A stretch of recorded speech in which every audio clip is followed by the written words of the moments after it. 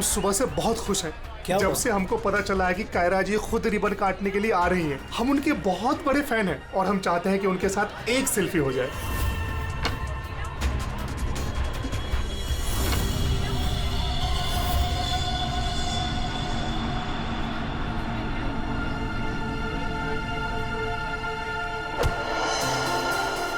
अरे अरे अंकल, आप ठीक तो है ना? मैं ठीक हूँ। बहुत बहुत शुक्रिया बेटा। कहाँ जाना है आपको? बेटा एक काम कर दोगे मेरा? हाँ जी। मुझे वहाँ अंदर तक छोड़ दो। हाँ चलो चलो। चलिए। क्या हुआ बेटा, सब ठीक तो है ना? अंकल शायद ये आवाज आपके स्टिक के कारण आ रही है। अच्छा, इसको साइड में रख दीजिए। अच्छा अच्छा ठीक है। अब आप जा सकते हैं।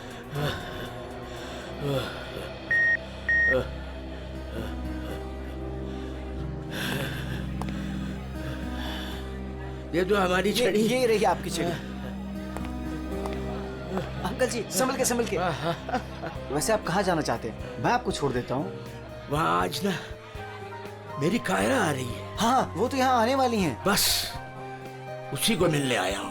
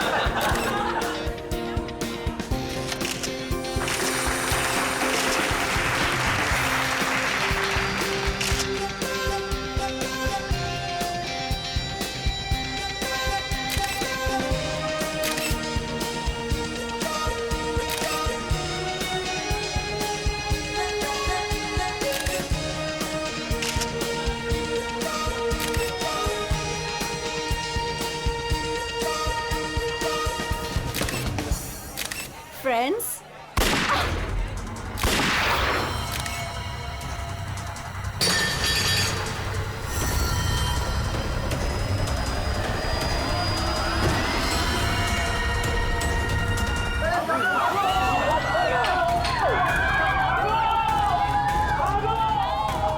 सारे एग्जिट सील कर दो।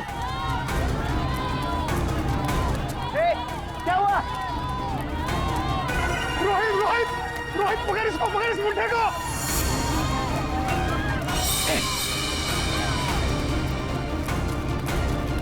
रुक।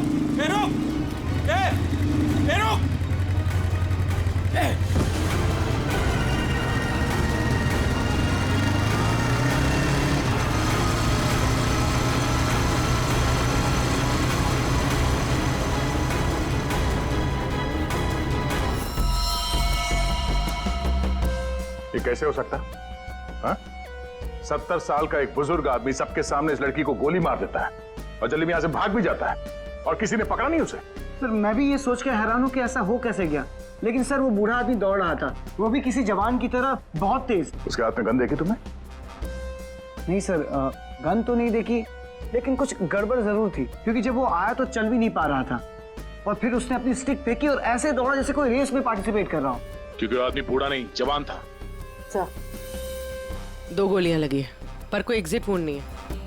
बुलेट की डायरेक्शन है उसके हिसाब से तो गोली यहीं कहीं से चली होगी, लेकिन इतनी भीड़ भाड़ में किसी ने गन कैसे नहीं देखी? पर सर इतनी कड़ी सिक्योरिटी होने के बावजूद कोई गन अंदर ला कैसे सकता है? सर।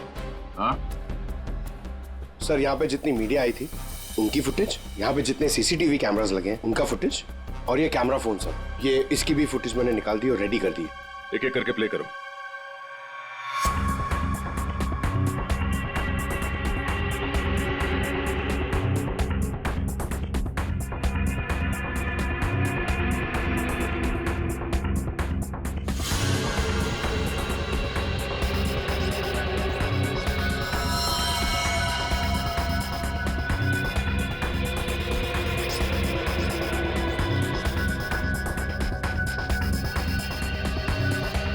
फुटेज देख के तो यही लग रहा है कि गोली उसी तरफ से चली है जिस तरफ ये बुजुर्ग आदमी खड़ा था, मगर कहीं भी उसका हाथ दिख नहीं रहा है और ना ही गन।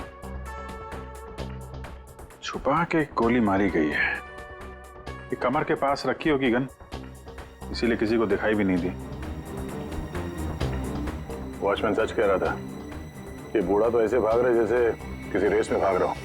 पंकज, क्या देखना इसका कोई क्लियर शॉट मिले, क्लोजअप वगैरह का। सर पर ये कैसे पॉसिबल है कि इतनी टाइट सिक्योरिटी और ये मेटल डिटेक्टर्स के होते हुए वो गन लेके अंदर आया और वो पकड़ा नहीं गया? सर इस मॉल की सिक्योरिटी बहुत ज्यादा टाइट और मेटल डिटेक्टर से मैंने उसे पास करवाया था। सर उसके हाथ में वॉकर के अलावा ऐसा कुछ नहीं था जिस पे हम संदेह करें। कहीं ऐसा तो नहीं कि वो गन डिसमेंटल करके इस वॉकर में छुपा के लाया हो, यहाँ पे असेंबल की और फिर इसका खून कर दिया? सर ऐसा बिल्कुल भी नहीं है, मैं पूरे टाइम उसके साथ था। उसने ऐसा कुछ भी नहीं किया जिस पे हमें संदेह हो या हमें लगे कुछ गलत कर रहा है। जी, वॉकर तो एकदम नया है। सर ये 2 बुलेट शेल मिले। ये अजीब सी बुलेट है तो किसी बड़ी राइफल की। कुछ ज्यादा ही कॉम्प्लिकेटेड केस है। एक 70 साल का बुजुर्ग आदमी दौड़ता हुआ, एक इनविजिबल गन और ये अजीब से दिखने वाली राइफल की गोली। ये बात तो पक्की, वो बूढ़ा आदमी कोई बूढ़ा नहीं था, वो कोई नौजवान था जो भेष बदल कर आया था इसका खून करने के लिए। एक पेशेवर खूनी जो अपने आप को बहुत चालाक समझता है, लेकिन कब तक बचेगा?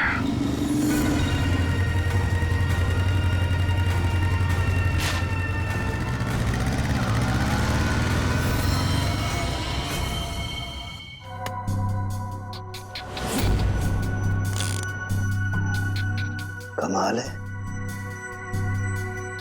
मेरे तो कुछ समझ में ही नहीं आ रहा है। सर मेरे भी। आखिर क्या कारण हो सकता है? काफी कंफ्यूजिंग है ना? वही तो मैं भी कह रहा हूँ तारिका, बहुत कंफ्यूजिंग है। क्या क्या कंफ्यूजिंग है सालों के? बॉस ये अभिजीत बिल्कुल सही कह रहा है। वो केसिंग राइफल की और जो बुलेट है ये .228 राइफल की बुलेट है, लेकिन कमाल की बात यह है कि इस बुलेट को काट करके .380 पिस्टल की बुलेट में कन्वर्ट कर दिया गया। मगर उसे फायदा क्या? अगर उसे .380 बुलेट चाहिए थी तो वो कहीं से भी ले सकता था।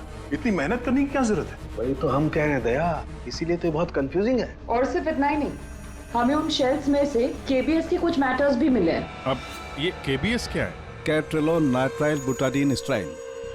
ये एक ऑयल बेस, तेल के ऊपर बेस किया हुआ प्लास्टिक होता है, बहुत ही मजबूत होता है, और जो हमारी रोजमर्रा की जिंदगी में जो प्लास्टिक की चीजें इस्तेमाल होती हैं उसमें काम आता है।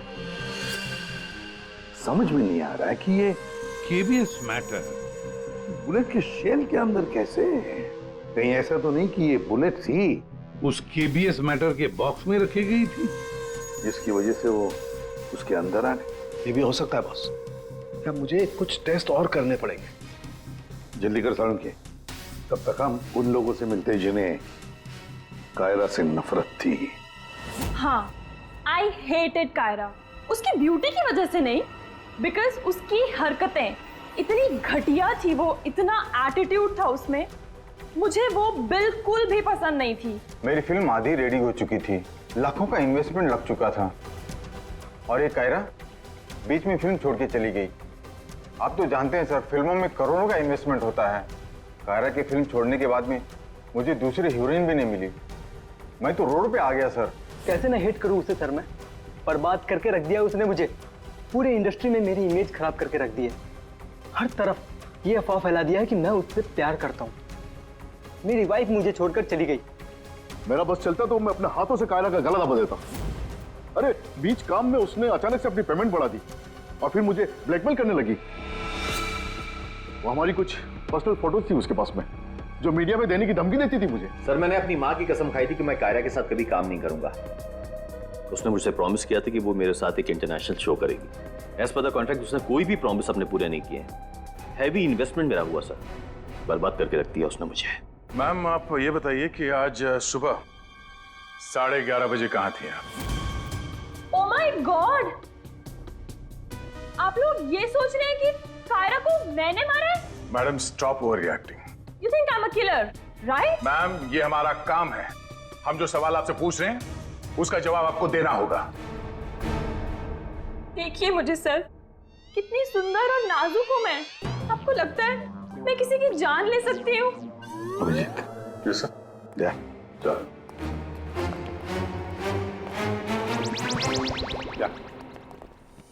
क्या लगता है सर यहाँ जितने भी लोग हैं सबके पास कोई ना कोई मोटिवेशन है कायरा का खून करने के लिए। क्या किसने अभी समझ में नहीं आ रहा। और सर इन मोहतरमा की तरह हर कोई ड्रामा करने लगेगा तो पता लगाना और भी मुश्किल हो जाएगा। ये खूनी जो भी है बड़ा शातिर है। देखा कैसे होशियारी से और कितनी प्रोफेशनल तरीके से उसने कायरा का खून किया। कहीं ऐसा तो नहीं है कि इनमें से ही किसी ने इस प्रोफेशनल किलर को कॉन्ट्रैक्ट दे दिया कायरा को मारने का।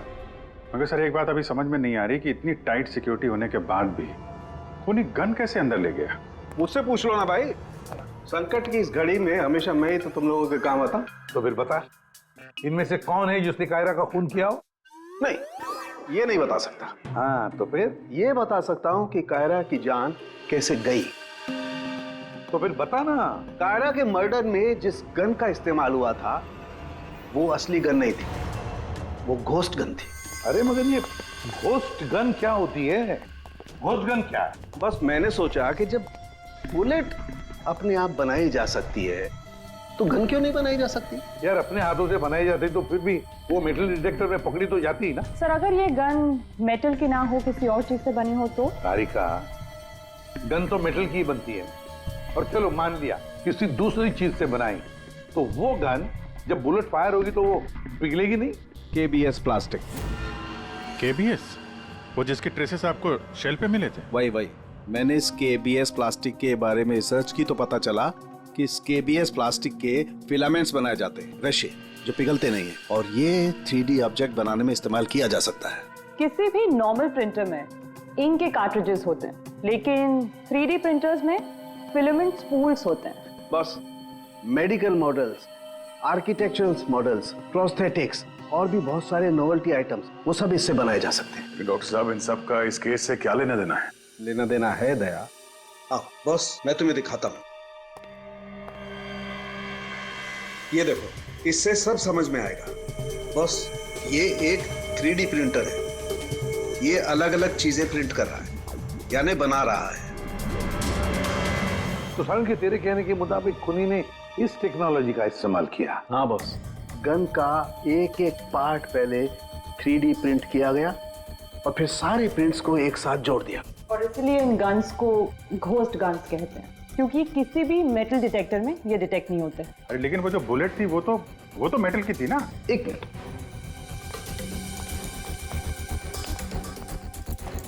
बस ये मेरी घड़ी पूरी मेटल की है। अब मैं इस घड़ी को पहन के इस मेटल डिटेक्टर में से पास होता हूं। इसने डिटेक्ट किया। अब इसी घड़ी को हम KBS प्लास्टिक के बॉक्स में रखकर पास करते हैं। ये KBS प्लास्टिक के बॉक्स में ये घड़ी गई अंदर और हम इस मेटल डिटेक्टर से इसको लेके जाते हैं। और इसने डिटेक्ट नहीं किया। तो बस इतनी बड़ी मेटल की घड़ी को जब इसने डिटेक्ट नहीं किया तो बुलेट तो इससे ज्यादा छोटी है, आसानी से गुजर सकती है। यार मगर उसने ये बुलेट खुद क्यों बनाई? अरे बॉस हम जानते हैं ना, एक राइफल की बुलेट की केसिंग ज्यादा बड़ी होती है बजाय पिस्टल की बुलेट की केसिंग, और ये आसानी से सारा गन पाउडर एब्जॉर्ब कर सकती है। इसीलिए प्लास्टिक की गन को कोई नुकसान नहीं पहुंचता। ताकि एक से ज्यादा फायर किया जा सके। बिल्कुल। तो फिर पता लगाते ये 3D प्रिंटर्स किन किन लोगों के पास है? ये थोड़ा मुश्किल काम है। क्यों? क्योंकि सर आजकल 3D प्रिंटर्स बहुत ज्यादा लोग इस्तेमाल करते हैं। कितने सारे schools, colleges, hospitals, engineering companies, architects सभी लोग इस्तेमाल करते हैं। तो क्या हुआ? केबीएस फिलामेंट तो है, उससे पता लगाएंगे। ये रास्ता एकदम सही है, क्योंकि सिर्फ दो ही तरीके के फिलामेंट होते हैं, एक केबीएस और दूसरा बीएलए। बीएलए मतलब ब्लेंडेड, और बीएलए बहुत आसानी से तोड़ा मरोड़ा जा सकता है। और ये बीएलए बहुत ही इजीली मार्केट में अवेलेबल भी है, जबकि केबीएस इतनी आसानी से उपलब्ध नहीं हो सकता है। बस तो फिर हम वो पता लगाएंगे कि कौन कौन लोग हैं जिनके पास वो 3D प्रिंटर है जिसमें केबीएस फिलामेंट इस्तेमाल होता है।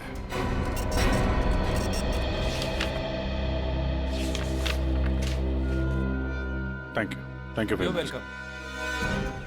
हाँ अभिजीत, कुछ पता चला? 4 लोगों के नाम मिले हैं जो ये व्हाइट कलर की केबीएस फिलामेंट 3D प्रिंटर्स में यूज करते हैं।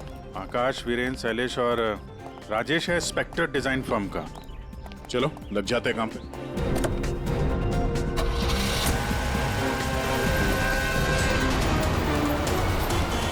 ये जो आप फिलामेंट यूज करते हैं वो किस किस प्रोडक्ट में करते हैं?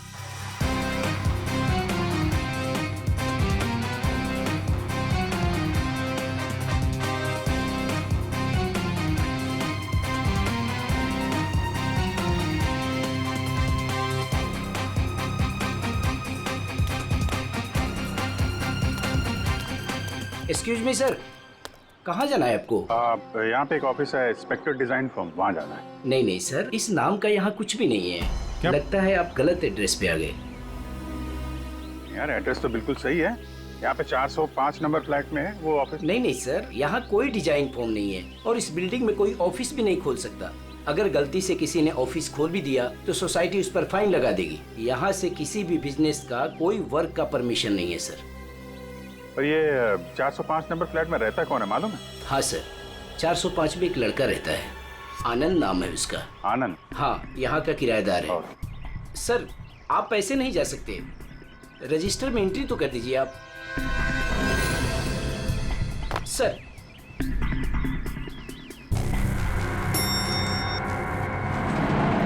एक्सक्यूज मी,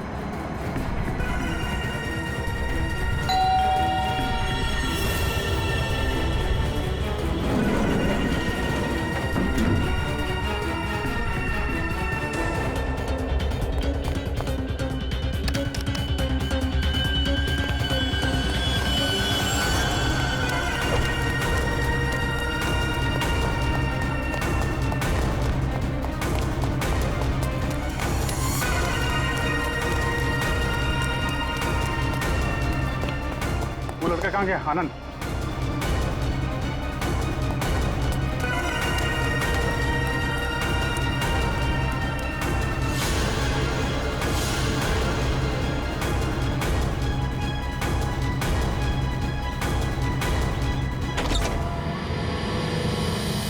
पूरे घर की तलाशी लेते हैं और जरा संभाल के। ये आनंद जरूरत से ज्यादा चालाक है, कुछ भी खतरा हो सकता है।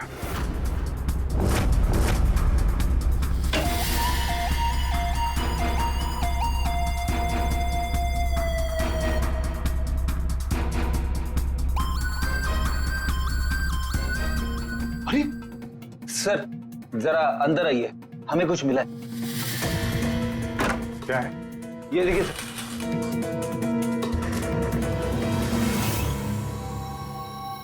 लाइट ऑन करना पंकज।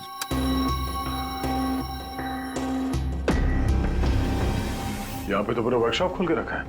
करुण के साहब सही कह रहे थे, ये आनंद गन बनाने के लिए यहीं पे एक्सपेरिमेंट कर रहा था। ये देखा फिलामेंट, यही वो फार्मूला है जिससे यहाँ पे वो 3D प्रिंटिंग वाली गन बना रहा था। लगता है सबको पिघला कर बना रहा था सब। ये गन जो है वो बड़ी बुलेट का फोर्स नहीं ले पा रही होगी, इसलिए उसने बुलेट काट के छोटी वाली बुलेट बनाई थी, ताकि इस गन से बुलेट चल सके और किसी की जान ले सके।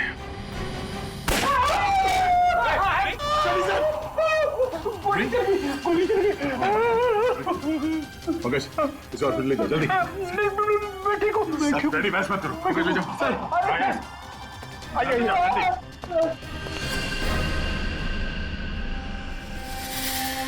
My God,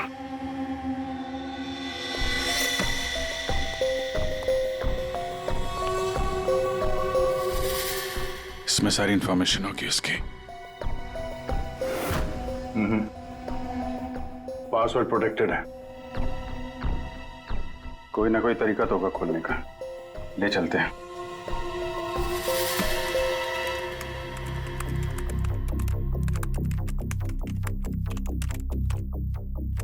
Come on.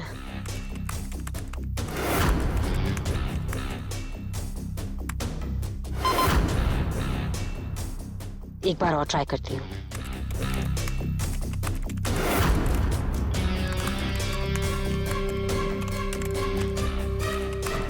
अलग अलग फॉर्मूला ट्राई कर रही हूँ, डिफरेंट कोडिंग्स भी ट्राई कर रही हूँ, लेकिन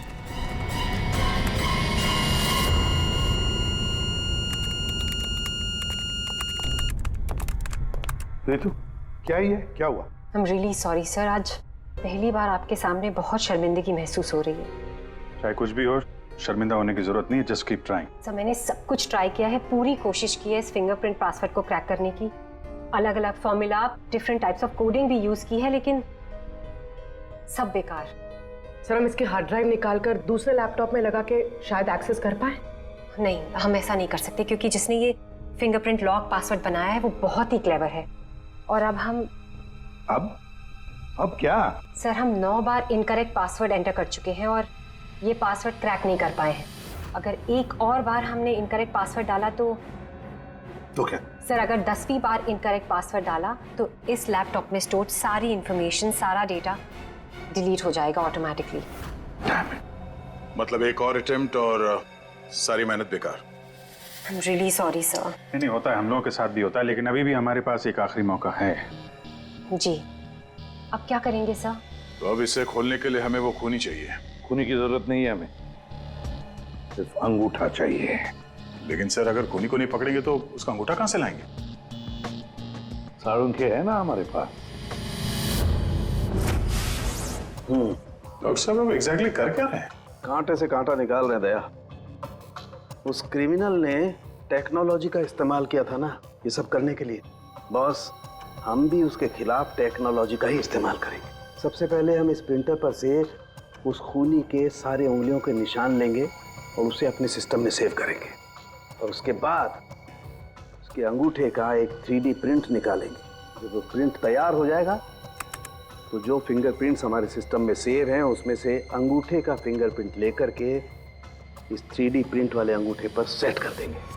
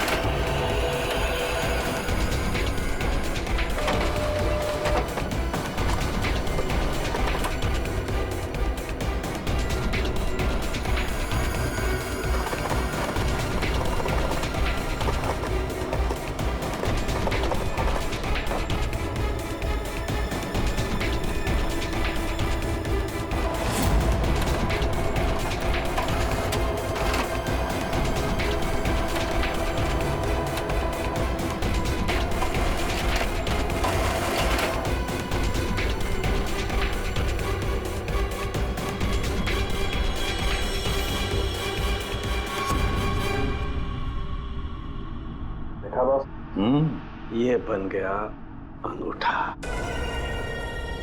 अब इस अंगूठे के थंब इंप्रेशन से उसका ये लैपटॉप अनलॉक करेंगे हम।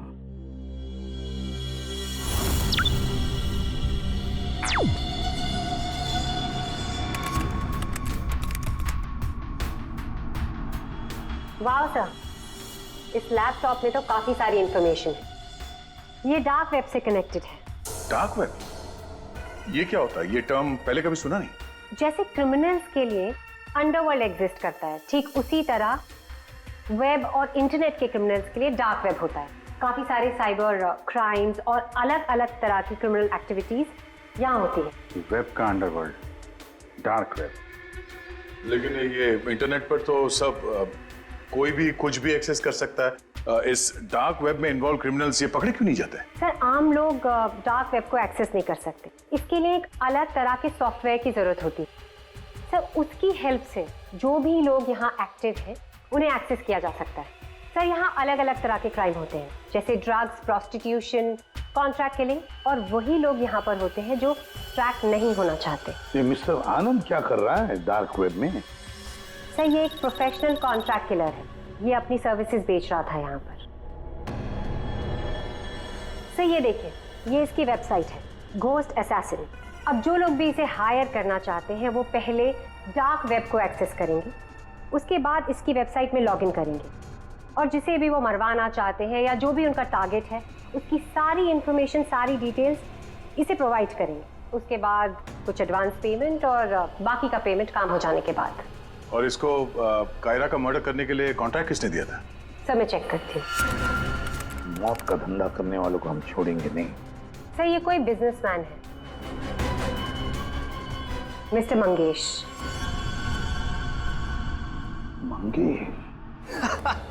अरे तुझे मालूम नहीं मैं कितना खुश हूँ। हाँ, सारी तैयारी हो गई। अच्छा, एक काम कर, मैं अभी गाड़ी में बैठ रहा हूँ, सीधे एयरपोर्ट आ रहा हूँ। ओके, चल तू उधर ही रुक। Maldives, I am coming.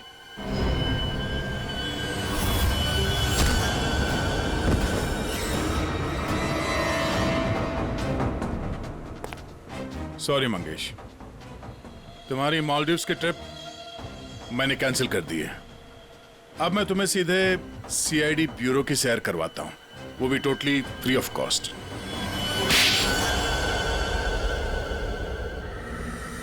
क्या करता मैं?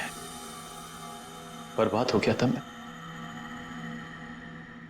खत्म कर दिया तो उस लड़की ने मुझे, कायरा ने मुझे बर्बाद कर दिया। एक हैवी अमाउंट दिया था मैंने इसको इंटरनेशनल शो के लिए, और कॉन्ट्रैक्ट के हिसाब से इसने वादा किया था कि 3 घंटा स्टेज पे परफॉर्म करेगी। क्या किया? सिर्फ 1 घंटे परफॉर्म की, बर्बाद कर दिया मेरे शो को इसने। तो अपना नुकसान पूरा करने के लिए तुमने जान ले ली उसकी, और तुमने इस किलर को कांटेक्ट कैसे किया? मैंने उसका चेहरा नहीं देखा था। मेरे एक दोस्त ने मुझे रेफरेंस दिया था, ऑनलाइन मैंने उसको कांटेक्ट किया। जिसका खून कराना था उसकी पूरी डिटेल्स, पूरी इंफॉर्मेशन, फोटोग्राफ्स एक छोटे से वीडियो में बना के भेज दी। फिर उसने अपना काम कर दिया। तुम कभी मिले नहीं उससे? मैं इससे कभी नहीं मिला, सब कुछ ऑनलाइन हुआ। और उस असली खूनी को कैसे पकड़े सर? अभिजीत,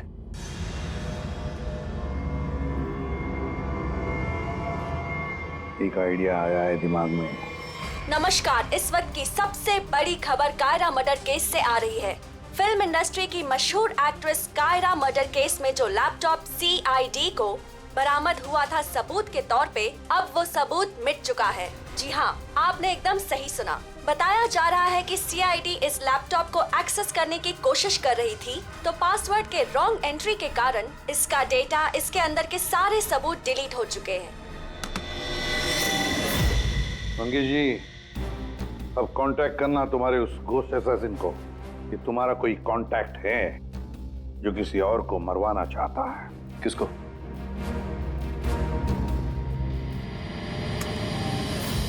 ये है। देखिए, मेरा नाम नरेंद्र है। मैं फिल्में बनाता हूँ, मैं फिल्म प्रोड्यूसर। मेरा एक पार्टनर है, जसविंदर नाम है उसका। वो पंजाब में है। मैं चाहता हूँ कि आप उसका खून कर दें। मुझे पता है आप ये काम कर सकते हैं। उसके आपकी जो भी फीसें मैं देने के लिए तैयार हूँ। जसविंदर का फोटो और उसके सारे डिटेल मैं आपको भेज ही रहा हूँ। अब इस वीडियो को भेज दो तुम्हारे उस घोस्ट असैसिन को। अच्छा, ये जसविंदर कौन है? सर, आप हम में से किसी को जसविंदर बनाना चाहते हैं? जसविंदर अभी आएगा, आता ही होगा। क्या बॉस? क्या बात है, क्यों बुलाया? अच्छा, यार ऐसे मुस्कुरा के क्यों मार रहे हो? बता दो ना साफ साफ क्यों बुलाया है। देख साउंड, तुझे हमारे लिए जसविंदर बनना है। What? क्या मतलब क्या तुम्हारा? बताता हूँ। वो जो घोस्ट असैसिन है ना, कॉन्ट्रैक्ट किलर, हाँ।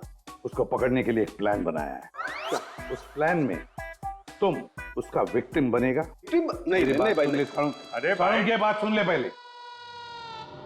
उसका विक्टिम बनेगा, वो कॉन्ट्रैक्ट किलर तुझे मारने आएगा। अच्छा, मतलब वो मुझे मारने आएगा और तुम लोग मुझे बचा लोगे, और इस बीच में कहीं अरे कुछ नहीं होगा। क्या हम लोग मर गए? तुम पर तो मुझे बिल्कुल भी विश्वास नहीं। सॉरी टू से, बट यार नहीं यार, मुझे माफ कर दो यार, प्लीज यार। मैं बोल रहा हूँ, मैं अपनी लैब में ठीक हूँ ना, क्यों फंसा रहे हो यार तुम मुझे? नहीं, तू करेगा या नहीं करेगा? जब मैं घर पहुंचा, रात के 11 बज रहे थे, मैंने देखा कि वो, ये लीजिए, वहां पे जाइए। Hi guys, just give your attention here now. Famous Punjabi film producer Jasvinder ji हमारे बीच। और आपने तो कल के न्यूज़पेपर में पढ़ा ही होगा कि वो अपनी अगली पंजाबी फिल्म की कास्टिंग कर रहे हैं, जिसके लिए वो male female lead actors, villain और कैरेक्टर एक्टर्स की तलाश में।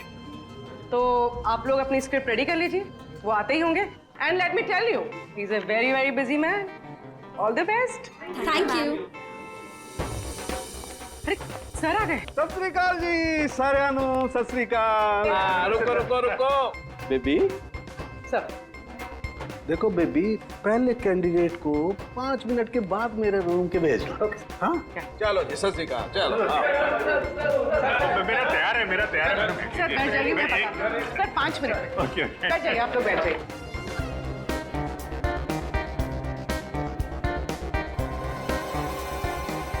और जैसे ही दरवाजा खुला, और दरवाजा खुल क्यों नहीं रहा यार? जैसे ही दरवाजा खुला,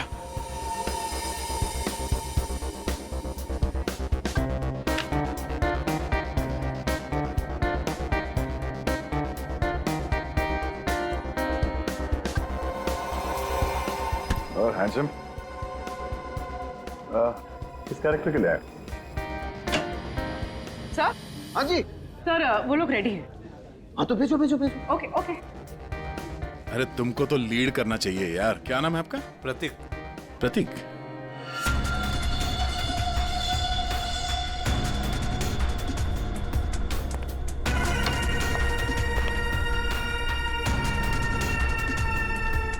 एक्सक्यूज मी, मैं भी ऑडिशन के लिए आया हूँ। आपका नाम क्या है? जी सुरेश। आप यहाँ साइन कर दीजिए।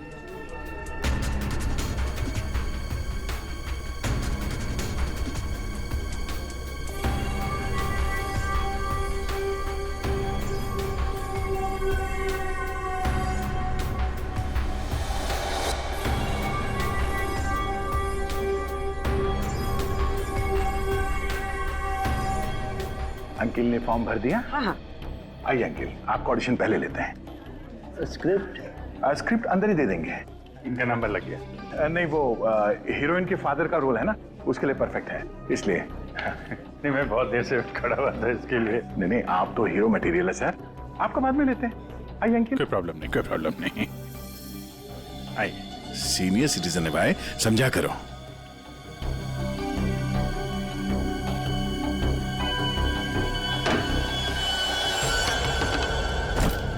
क्या है ये सब? क्या हो रहा है? कुछ नहीं, हम ये पता लगाना चाह रहे थे कि ये अपने हाथों में कौन सी क्रीम लगाते हैं आप।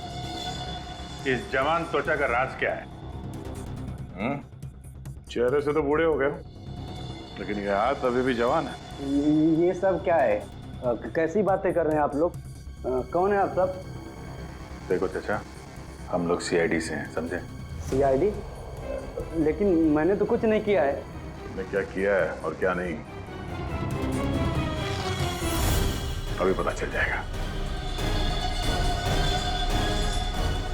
क्या ये?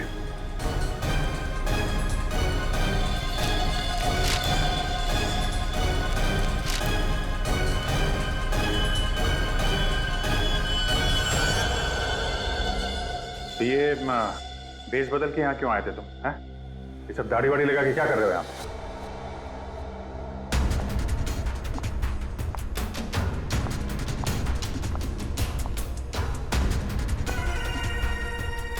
आओ जी। हाँ जी, कुछ तैयार किया आपने? हाँ हाँ,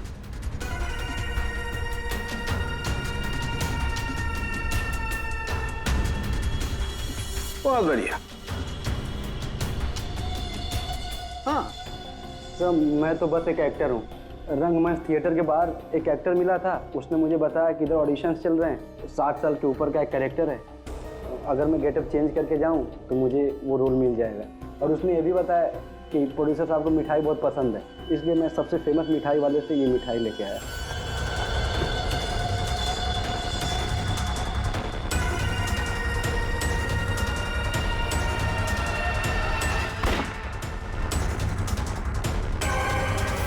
अभी तुम जाओ, कुछ पता चलेगा तो हम तुम्हें बताएंगे। निकलो, चलो चलो चलो। Thank you sir. ये किलर हमारे साथ गेम खेल रहा है।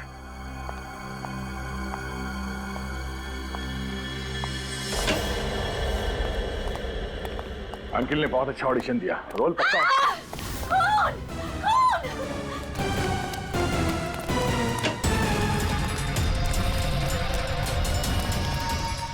साड़ू साहब, क्या हुआ? कैसे हुआ ये? सर मैं यहाँ पर जब आई तो ऑलरेडी लाश यहाँ पर पड़ी हुई थी। कोई था यहाँ पे? मेरे यहाँ आने से पहले एक साड़ी वाली बाहर गई थी। पूर्वी जरा ध्यान रखना।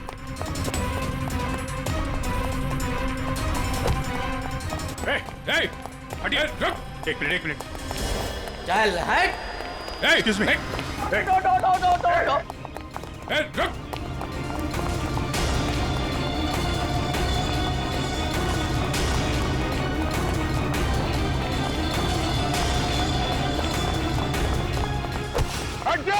बैठ जाओ नीचे, बैठ जाओ।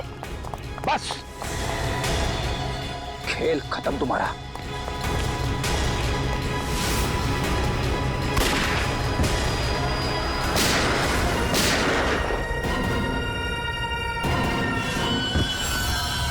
बस तेरा डार्क वेब का खेल खत्म।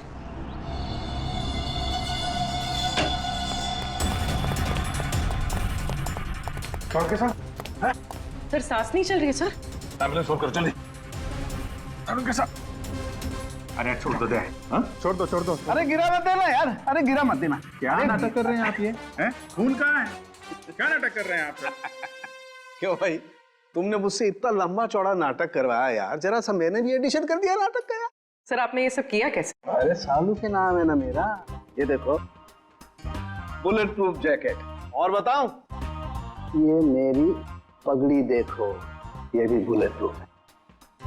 और भाई साहब, ये जो चश्मा है ना, गोली इसमें भी नहीं लग सकती है, ये बुलेट प्रूफ ग्लासेस हैं। और झटका तू, ये जो मेरी दाढ़ी है ना भैया, दाढ़ी का भी इंसान है बुलेट प्रूफ। वो तो ठीक है सर, आपके चक्कर में हम लोगों का हार्ट अटैक हो जाता तो